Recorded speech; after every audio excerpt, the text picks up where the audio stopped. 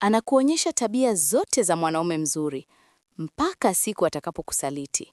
Hapo ndipo unapata mshituko. Hapo ndipo akili yako inavunjika. Hapo ndipo unajiuliza, kwani nilikosea wapi? Kwani hatukupanga maisha pamoja? Kwani hakuwa mtu wangu, rafiki yangu, mpenzi wangu? Lakini ukweli ni rahisi na mchungu.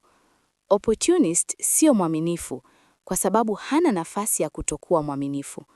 Akiwa mbali, na simu, na pombe, na wanawake, na mazingira yasiyomjaribu, yuko salama. Lakini sio kwa sababu anachagua wewe, ni kwa sababu mazingira hayajampa fursa. Huyu ni mwanaume ambaye ukimuuliza, kwa nini ulifanya hivi? Anakujibu, sijui, ilitokea tu. Na hiyo ndiyo sumu. Kwa sababu kama mwanaume anaweza kufanya kosa bila kujua sababu, ataendelea kufanya kosa hilo tena na tena na tena. Hana breki, hana mstari wa mwisho.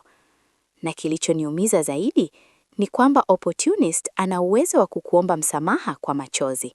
Atapiga magoti, atasema hajui kilichomshika, atalia, atakwambia hakutaka, atakulaumu pombe, atakulaumu marafiki, atasema ilikuwa mazingira, atasema ilikuwa usiku mbaya.